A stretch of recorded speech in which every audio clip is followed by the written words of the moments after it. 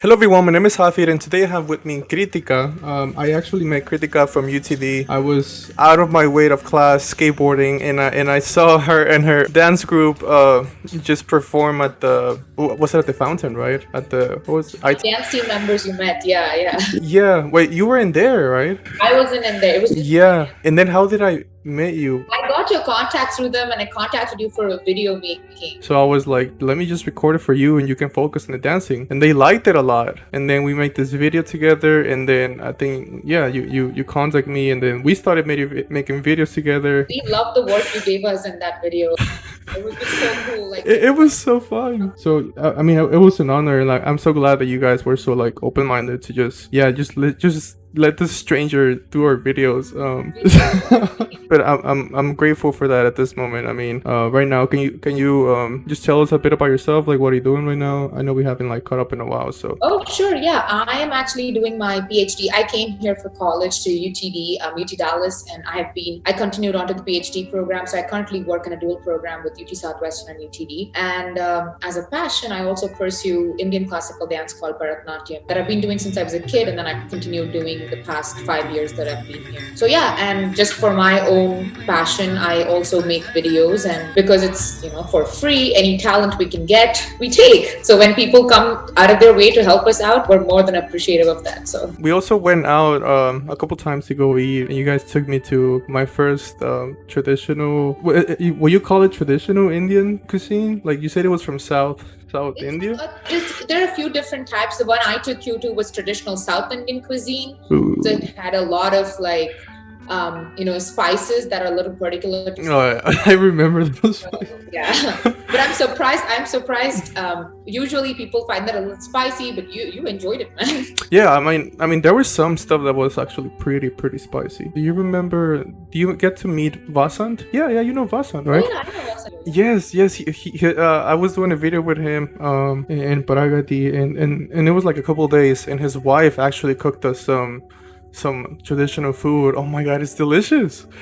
Everything was vegetarian. Everything was so good. They had to give me like a sweet paste because it was so spicy. Like I was getting lightheaded. It was so spicy. So for the art challenge, since Kritika is a dancer, I gave her like a random piece of music. In this case, I chose No Way by Seth Valisa, and I just gave her like a specific time frame where she can use. I mean, right now she had time like a day, right, to prepare the idea, about a day, and she's gonna tell us, how she would approach this piece based on her techniques, her experiences. You listened to the song, like what was your first thoughts on it? So to be very honest with you, the kind of dance style that I pursue, this is not something that's typical of that. This is very out of the way, out of my comfort zone. So the first thing that popped out of my head is, oh, okay, how am I gonna integrate? The music is completely out of my way. But then when I forwarded to the part that you wanted me to listen to, I'm like, oh, okay, there's some beats here. I can work with the beats. Oh, okay.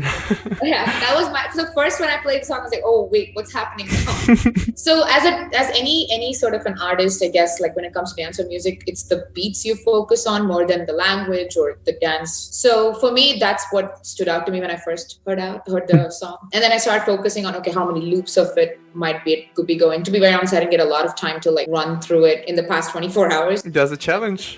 Okay, I'll just go with the flow and take a swing at it. I've had a few chances to just see how many loops it's going, or this is repeating here. So that's the kind of interpretation I'm looking for, because I'm not familiar with the dance, with the music style. So that's what I look for. So what you recognize, you see how many times it's repeating, or for instance, if I'm seeing, a 8-beat count that I see pop out everywhere, what kind of so we have like the dance style that I pursue, it's a very beat-based one. So everything is a math equation. How am I going to break it down? So what is the last ending going to be? Because it's going to be one less than what I would usually do. So, that's the kind of math I guess it's like a mathematical model you apply to dance. Yeah. You're not just a dancer. You're getting your doctorates and you're a dancer. So you obviously either consciously or subconsciously apply that into your dancing.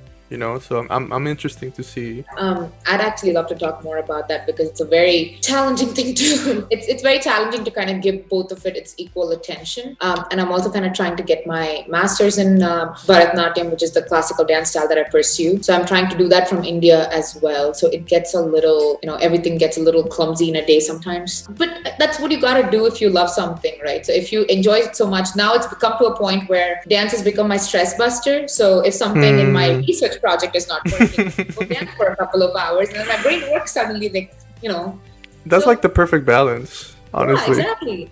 And a lot of people, I've had even my lab mates ask me, how do you have time for this? I sleep very little. Yeah. It works out because you don't feel like, oh fuck, I slept less last night. It just feels like, oh great, I had a great time, I had a great day, so why not? So yeah. That's awesome. So how are you gonna do you have the song on you? I have it on my phone here, yes. Okay. I do. And I can connect it to a speaker if you. I remember that speaker. Wow, man, you have a good memory. Sometimes. All right, so I'm playing it from 412.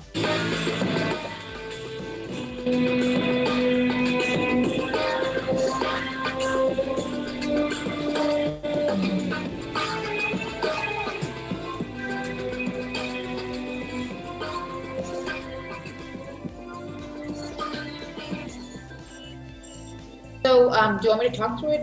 Yes.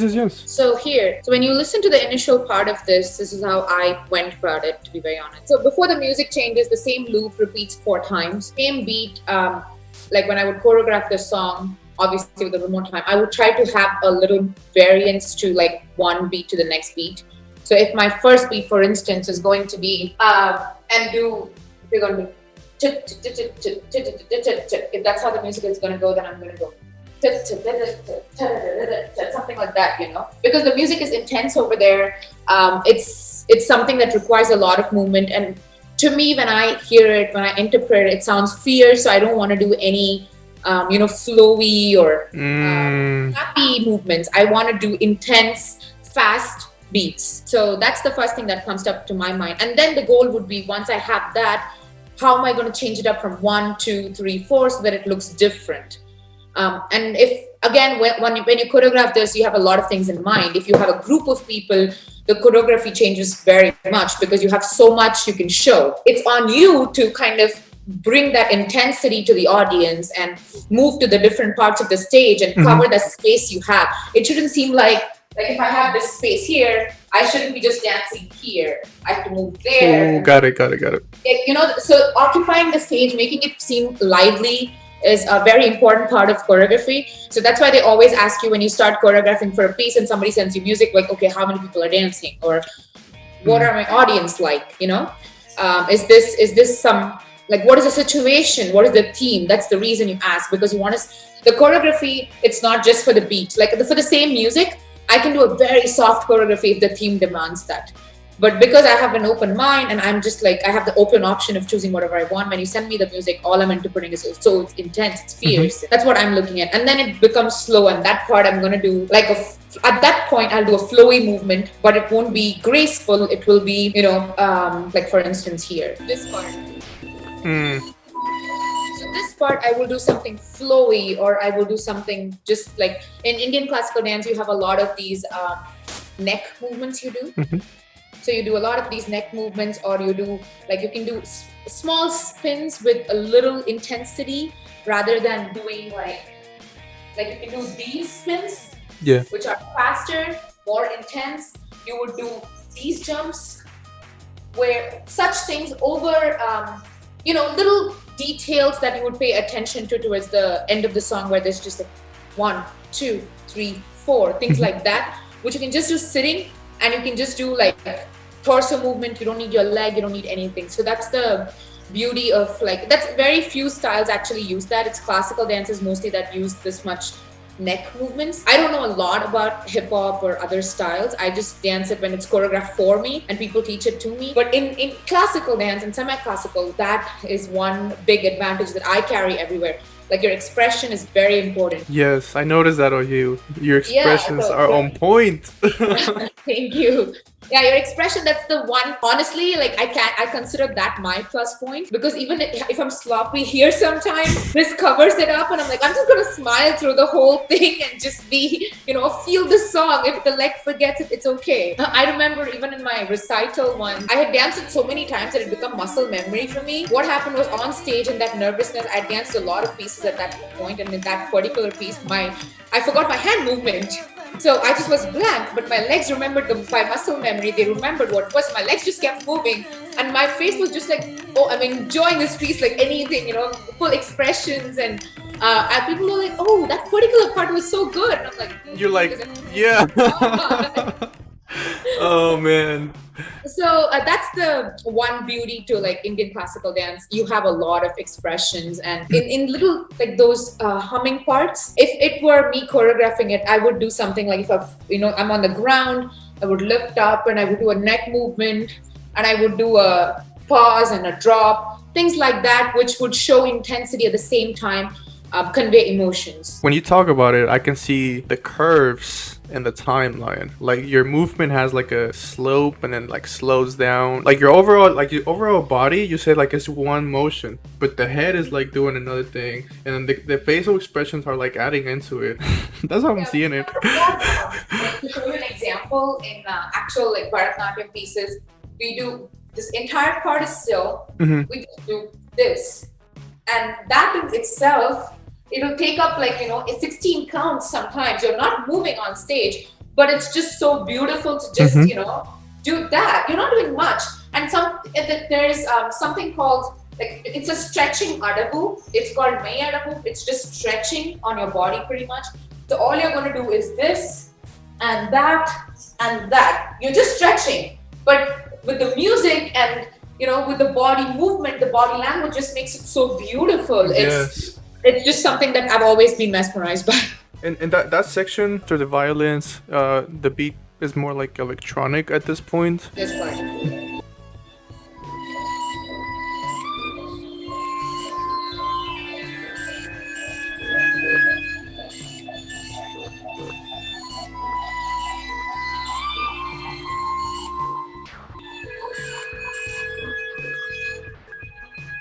Things like that. But the first eight, of course, would be more leg movement across the floor, because it has that beat. Do you think that's a good point to start? Because it's like 4 beats is like pretty intense. Like, do you want to go back a bit more, or is that fine? Oh no, I think before this is a little slow for the style of dance I do. I mean, of course, if this is going to be like a one side hip hop or one side classical thing, it's going to be like a battle. Are you ready to perform it? Oh, I can do something. If you give me like 2 minutes, I can.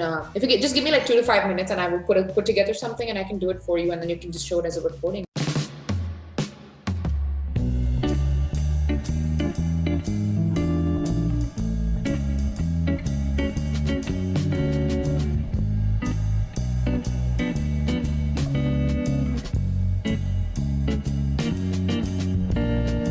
Hey, I think I'm ready.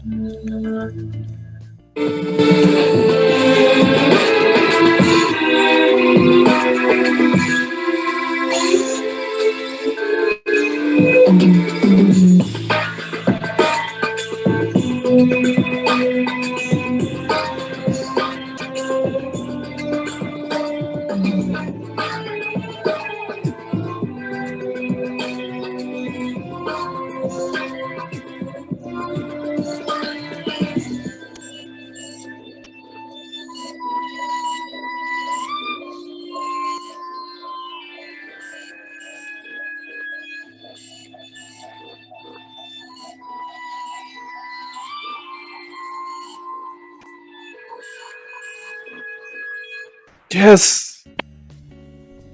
I'd like to do it one more time, if that's okay with you. Yeah, I mean, whatever you take. I remember this brings me back memories when we were recording. It's a forceful habit, believe me. It's okay, don't worry. It's just, the feeling of, oh no, when my teacher sees this, she's going to tell me this, and Okay. right. Okay. So it's like instilled in your mind that you have to get it right, or you have to try it at least one more time to make sure it's the best you've given. Oh, you froze. Oh, there we go. There we go. Can you Wait. hear me better? Yeah, it says that my internet connection is. There we go. There we go. Okay. I'm sorry. Cool. Are you ready? Yes.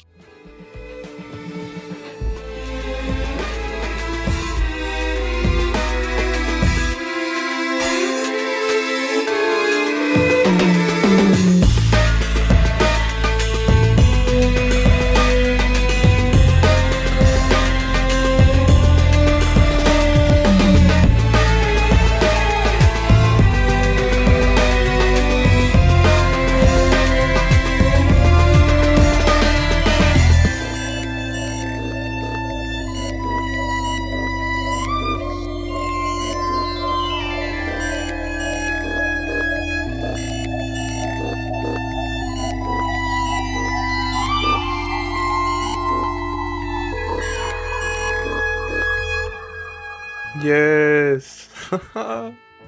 I like every version, but I mean, you're the artist, so you can. I mean, it's a process of making, and to be very honest, there are times. So when I choreograph, I video myself, even if it's rough stuff. Mhm. I'm like, oh wait, then I watch it and I'm like, oh wait, that looks good. Let's take that from here, put it together. This looks better now. So it's a matter of improvising at the moment, and some look good, some don't. So just take it from there. I want to go to the questions just so we can get a little more conversation. Nothing too serious, just having a conversation with you. What is your favorite dance move and why? I'm a classical trained dancer, so from a very young age. But I've had a chance to try out different styles, and I've enjoyed a lot of it. Mhm. But at the base, having tried multiple things, I think I've even went as far as trying belly dancing, and I've done quite a range of few things for me to realize, okay, what is my body comfortable with? But I think the ones that I enjoy the most are the ones in classical, because that's my roots. And like I said, any expression piece. So in Bharatanatyam, you have certain dance pieces which are just expression based, and there are others which are just movement based. So it'll be complete movement with just a little bit of expression, but others will be pure. It'll be narrating a story through expressions. You'll not be talking. There'll be a song, and you'll be emoting to in analogous to that song. You'll be emoting your expressions. And that is something I really enjoy. It took a while to get to the stage of being able to emote. It wasn't easy for sure. It took a lot of experience and a lot of training, thanks to all my teachers. But it's just that part I really enjoy. It's just, all you gotta do there is feel the song, and you can just do it. You don't need to feel shy. You don't need to feel embarrassed. You forget that you're on a stage, or you forget who's watching you. You just flow with the thing, and you don't feel pain or anything at that point, because the rest of Bharatanatyam, everything is feeling your legs are hurting, your quads are burning, everything is hurting. But when you do those, it's just feeling, you're just flowing. So I love that feel. That's what I really enjoy in terms of that part of classical dance. I really enjoy.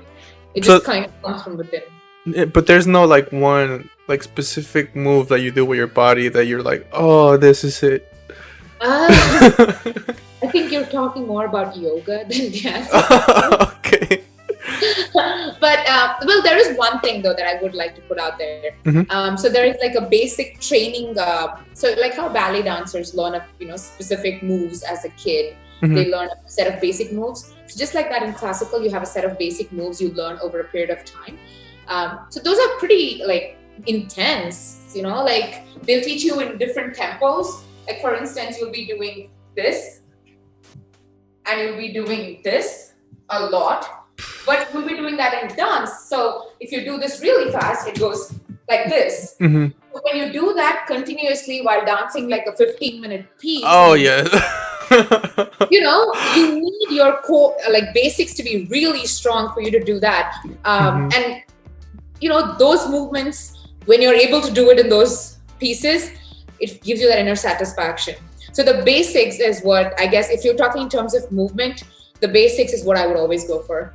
That's amazing. And leading to the next question, you kind of already answered it. Which genre is your favorite? Since classical is the dance, right?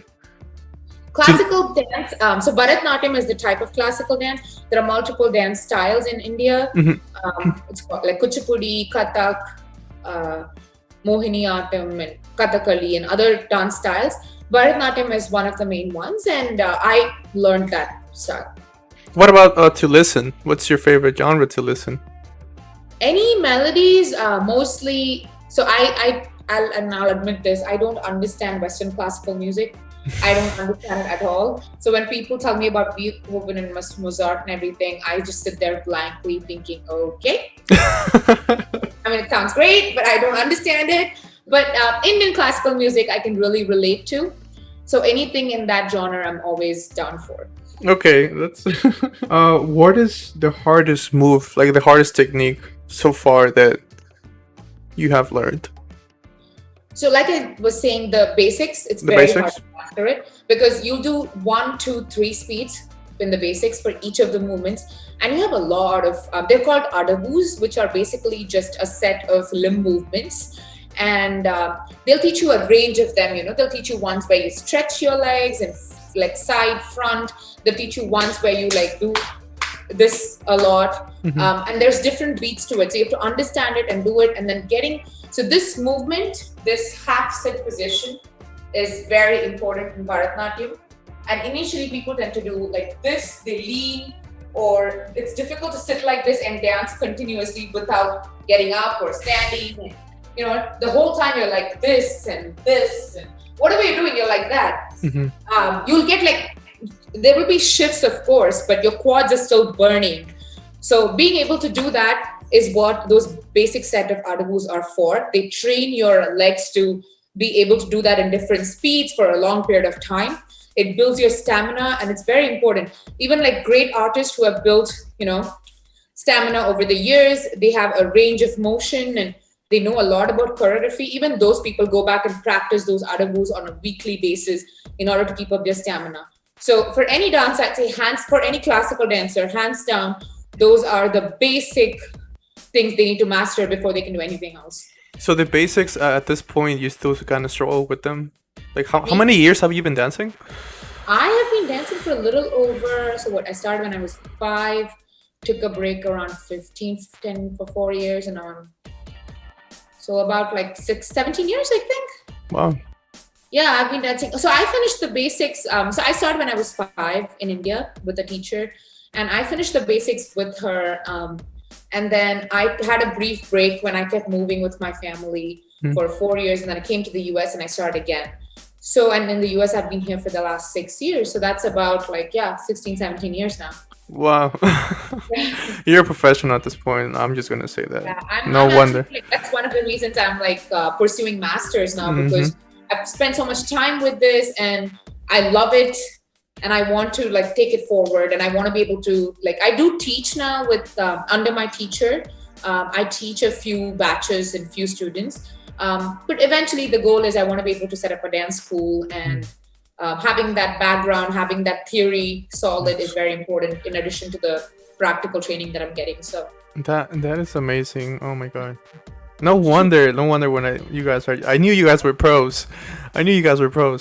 Oh man. but my dance team is their whole different level. Like they have hip hop background and so many different backgrounds like Bollywood, and they do a lot of different styles. I stick to classical, semi-classicals, even if they ask me to do any choreographies for anyone. So we do some online choreographies and things like that. When we do that, I stick to semi-classical because I'm like, you know what, I will do this, you guys do that, and when you teach me, I will learn it and just do it as you're saying. I'll be the puppet, no problem. Okay. Yeah, like you said, you're willing to try different genres. If somebody comes and they're like, oh yeah, let's try this, you do it because I know you can imitate it pretty well. Yeah, so the one thing they say back home is that if you learn classical dance, your body kind of becomes from a young age. If you learn it, your body becomes flexible to different movements. So adapting to any movement is not hard, but there's also a perk with that, in the sense that the perk of it is you can adapt to any movement, but then the classical is so ingrown in you that that posture is stiff. You're not able to just suddenly become, you're a cool dancer. You're stiff. You have that thing. That's so good. It's a little hard to outgrow that and come into this, and then outgrow this and go into that, and maintain both at the same time. So that's more often than not why you'll see that classical dancers stick to that style, and then like, if you're doing any other style, then you stick to that, whatever that might be. So even though I do other things, I learned that it took a long time for me to able to kind of just come out of classical a little bit, like in my body, I'm saying, and then focus on this. And then whenever I need to go to classical back, I try as much as possible to not let this affect, like let them affect each other, vice versa, and vice versa. So, I mean, we already know you love classical, right? What is one dance style that you have yet to try and you would love to just, discover? Like, at least in the Latino world, there's so many dances. Like I know like Greek dances, Australian, Russian. Like, is there any dance style or maybe that you wouldn't try because I don't know, it just looks weird or Well, to be honest, if I'm given a chance, so I'm the kind of person where even if I go to a new country and I see somebody dancing and doing a new move, I'm like, yeah, teach me, I want to try that. Okay. So I'm that kind of a person. I'm not saying I can pull it off. Okay. Get me right there. I'm not saying I can pull it off, but I'll try it anyway. I'm that kind of a person. But it's just, for me, I think from a young girl, I've been ballet is something I really fantasize about. So when I see ballet dancers dancing, I go, whoa, how do they do that? Like, how does their leg move like that? How can they tippy toe like that? And I've gone to some ballet shows, and it just like I've seen them live and I've seen them on TV, and I just cannot like wrap my head around how they move. That's just, and I don't know anybody personally who's a ballet dancer, so I've never got a chance to ask those questions to them, like, how do you do that? Like, what is the basic behind that? Or, how does your leg move? What did they teach you when you were a kid for you to move like that? So, that man. always, really gets to me. But that's something that I'm really excited about. So, but I do know that, having said that, at this age, like after I'm not a kid anymore, where my bones are like growing and everything is flexible, if I try that, I'll probably definitely break something. Oh my. So, and I will also be kind of refrain from dancing any other style. So I'm just going to stick to not learning ballet and just enjoying them and being fantasized by them and mesmerized, but not learning it. So yeah, I can find somebody. I knew some former ballet dancers, and I'll interview them for you, so we can discover what they. Oh, that would be. I would love to hear that. Like, just send me those links, and I'll send you a list of questions. Okay. So what is the most helpful technique that you have learned, either like stretching or doing this specific way? Like, what has been one or two techniques or stretches that have helped you a lot that you probably didn't knew as a beginner? In terms of dancing, if it helps me, or just in terms of dancing. So they teach you a lot of like warm-up exercises and stuff even as a kid, and things that you have to practice even now before you start dancing, so that you're a little more flexible, your muscles are a little used to it. And I think one movement that is really like unique to Bharatanatyam, I mean not Bharatanatyam, but like Indian classical dance, is this movement where you can do a full sit. It's called the full sit position, where you sit on your toes, and from here you will do a lot of like this movement. So this stretch really helps that movement, and also like to get that balance to get up and sit and go, because in Bharatanatyam you do a lot of that. You go suddenly down and then you get up and you do another movement. So you do a lot of this, for instance, you do this. So for things like that, it gives you balance to be on your toes and not slip. Regardless of some people are healthy, some people are very fit. Regardless of that, when you learn that technique as a kid, or even as a dancer, when you learn it, that balance becomes very good, and you learn to use your core in the right places. So for a lot of people, core strength is like something they lack, or they don't know how to use in the right places. They don't know when to hold their core. And I think classical dance focuses a lot on that, because to even sit in this position, core strength is very important. So that is something that I learned through classical dance, and it's also helpful for me in classical dance. So I do tend to practice a little yoga and stuff for my own benefit, for stretching. And when I do those things, I've noticed that, like, if I go to CrossFit workout or something and they ask me to stretch, I've noticed that I can do a few stretches a lot better because of this background. Got it. So I think that's something that comes with it. Yeah, I'm actually getting a little bit into spine hygiene. Not exactly into yoga, but just like knowing how to treat my spine. Just because I'm a digital artist. I'm always sitting down. I'm Fair always like enough. editing. Now I do a little bit of gaming. So always sitting down. So like I learned like a classic like cat and cow that you're like sitting and go like that. Yep, that's very good for your lower back. Mm-hmm. Yeah. In yoga, that's one of the reasons most dancers, you'll see that they practice yoga because Mm. it teaches that, like, gives you that fluidity to the Yeah. body. So Mm-hmm. when you suddenly sit and get up, like I just showed you, you don't break something or pull your hip or, something. Yeah. So it's very useful to do those. We also do this one movement for, like, the plank positions and the planks, and when you just do a normal plank in yoga, like, this these positions, they teach you a lot because, again, for core strength. Mm-hmm. And another thing is wrist strength, because you do this position a lot, so you hold this position at times for the entire like piece or something. So when you're doing this, shoulder and wrist have to stay intact, they can't drop or anything. So Yeah. building all those strength exercises for that, I think, have worked great for me. So are you telling me that if I become a dancer, I'll become a better gamer and 3D I'm artist? telling you, to be a better posture, to be a better gamer. Okay. But Oh man. I can't help you with the actual gaming part, okay? Because I don't know a lot about that. But I can help you with sitting straight and working and not getting carpal tunnel syndrome. Okay. Okay. Thank you.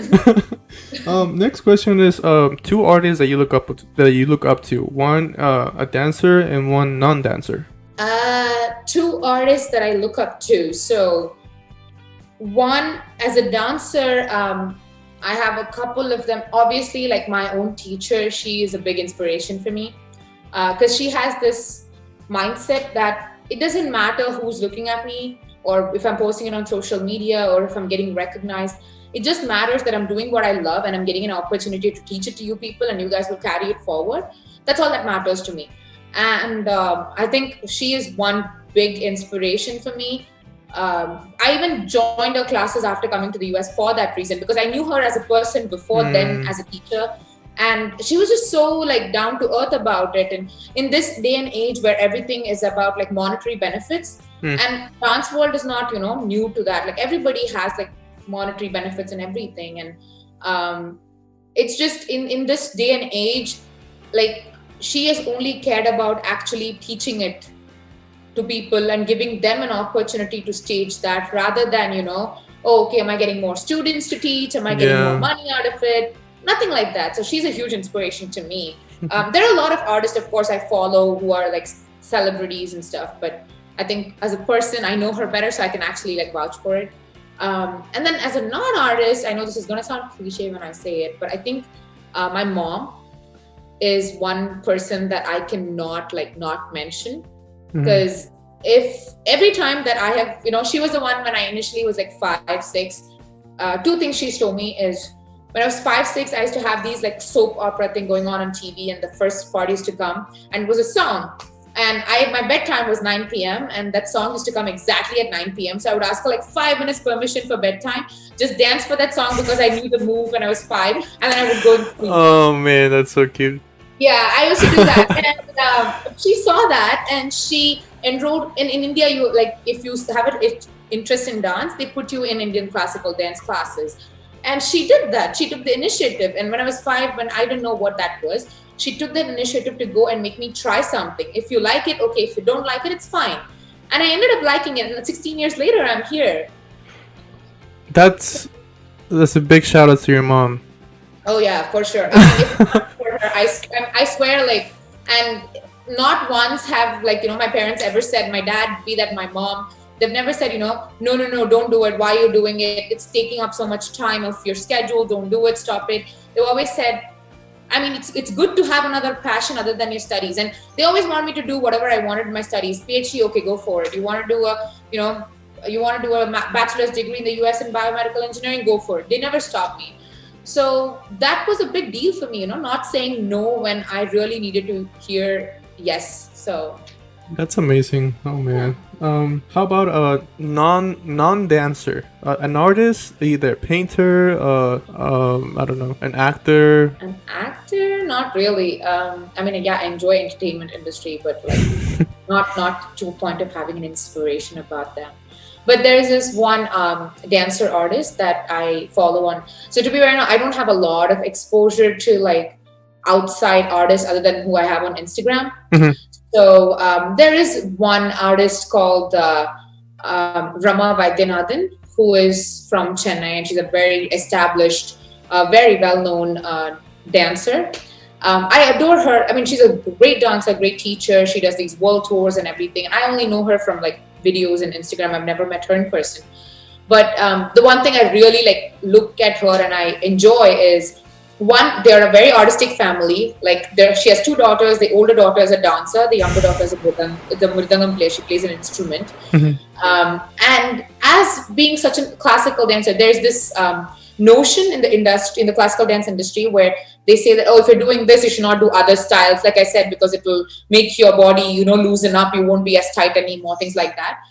But her take on things really inspires me because she goes to like a Punjabi dance thing and she enjoys herself. Like doesn't matter what style she's doing, she enjoys it and she posts. Being having so many followers on Instagram without worrying about who's looking at it, she posts them and she enjoys it. And I think that kind of attitude is needed more to be more accepting and not judgmental of other people's likes and dislikes. So I really adore her as she's a celebrity in the Bharatanatyam circle, in the classical dance circle. She does world tours and stuff. So and I've never met her in person. This is purely off her Instagram profile. But I think she's the kind of attitude that's the kind of attitude that I would want to adapt to in the future. That's amazing because it can be kind of hard, to just post your work and just worry about yourself, just worry about yourself. And will you say, leading to the next question, because I'm gonna ask you, like, what's one thing that you would tell your freshman self, about school and dance, like during your freshman year, what would you tell yourself? Put yourself out there more. That's what I would have told myself because I think I was a little too nervous and scared because I was here alone and I had come just fresh to the US from India and there was too many new things at the same time. So I was a little hesitant to try a lot of new things. So even when I like had opportunities right in front of my eye, I just didn't kind of grab them. So I think freshman self, I would say put yourself out there more. There are more opportunities out there. It's gonna like get to you. Go, go, go. That's amazing. Were you a freshman UTD? You spent the whole time at UTD? Yeah, I did undergrad in UTD and then I transitioned to the PhD program with the dual program in UT Southwestern and UTD. What are the last two songs that you added to your library? Do you have a Spotify or Apple Music or? I have YouTube Music. What are the last two songs that you liked or that you added to like a playlist? So the last song was the one you gave. Okay. Okay. The last but one song was this new video that I'm doing. I'm actually doing a collab with a friend of mine who plays the violin. So there's this one song of you. Have you heard of A.R. Rahman? So he's a famous music composer in India. He's an Oscar-winning composer.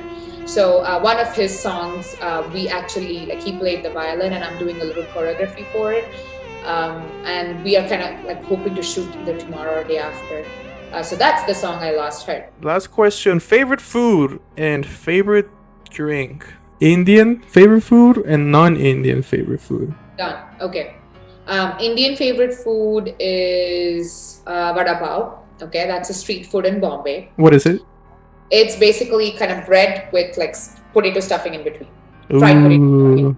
Oh yeah, it's very yummy. What kind of sauce? Is it like a sauce or something? There's garlic sauce in between, yes, with some tamarind and dates sauce as well. Tamarind?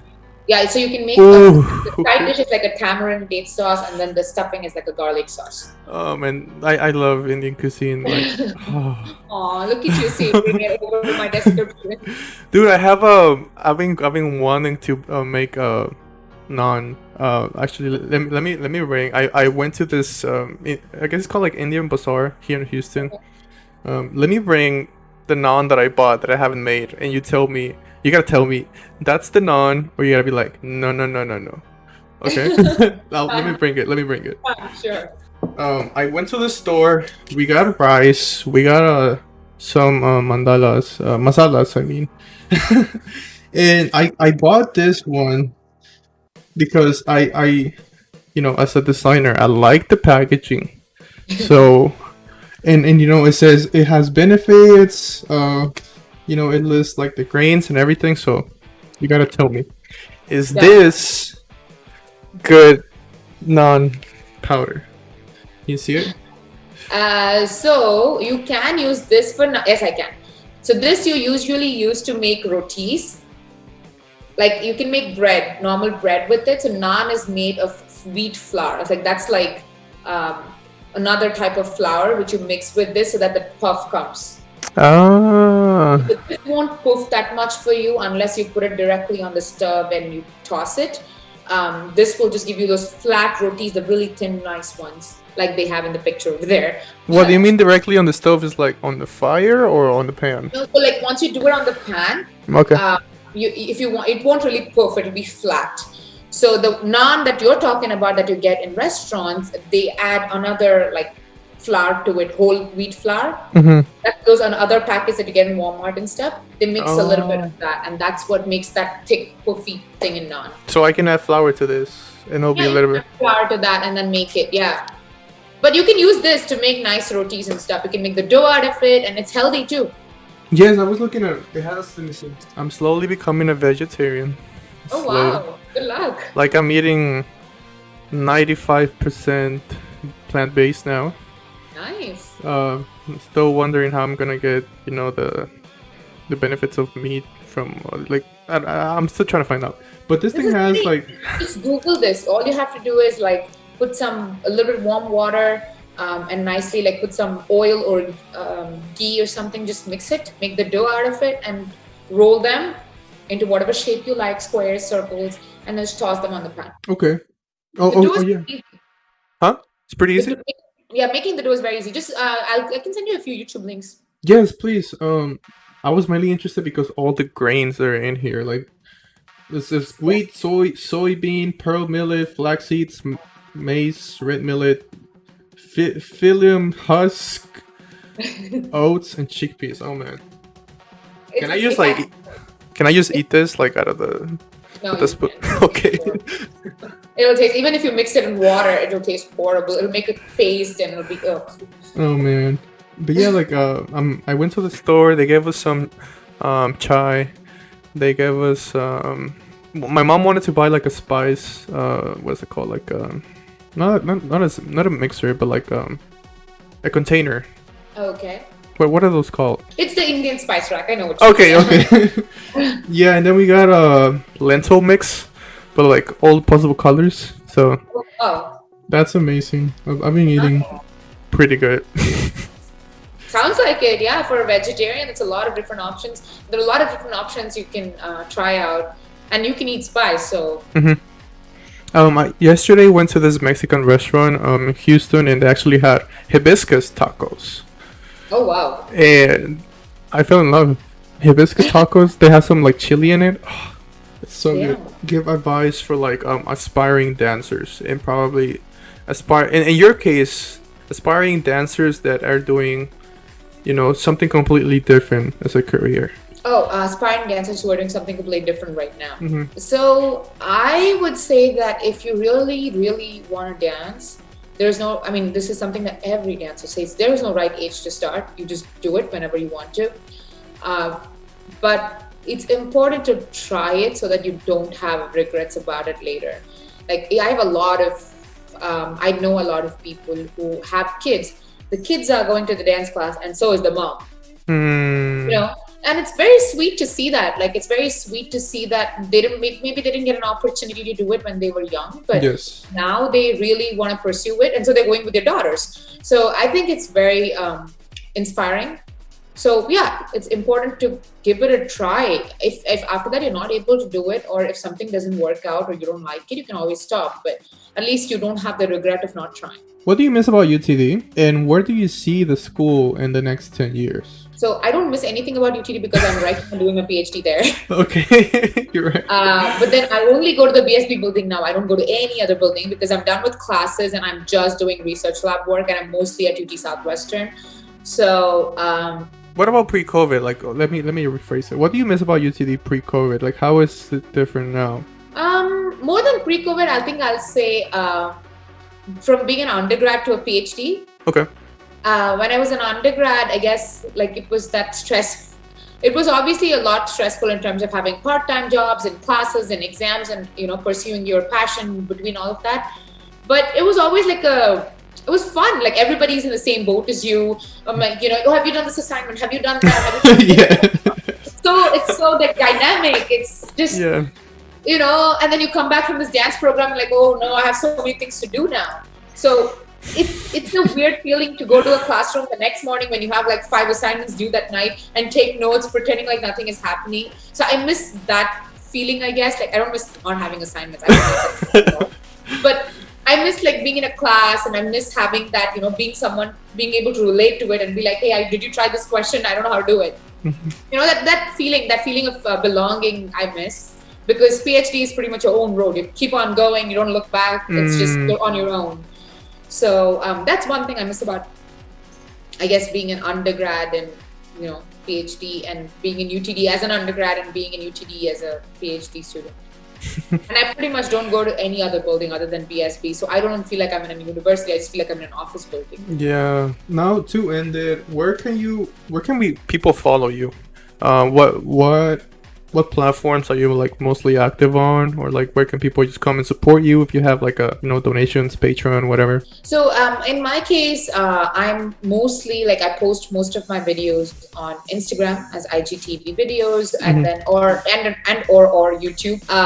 So those are the two main places to like follow me, see my work, and I would love to hear from you all if you have any feedback, like, comments, shares, anything is appreciated. I don't have a donation page or anything like that because mostly whatever I do is my own passion. We do a lot of shows, be the charity shows in and around this DFW area. And just, come and like watch me. Most of nowadays, everything is live. So I'm going to have even like a Facebook live performance coming up in the next week. So just watch me, share, and like I said, any comment, feedback, please let me know. Okay. Well, I'll make sure to just put everything down in the description. But man, thank you so much. Like, thank you. Well, this was thank really you. Thank you.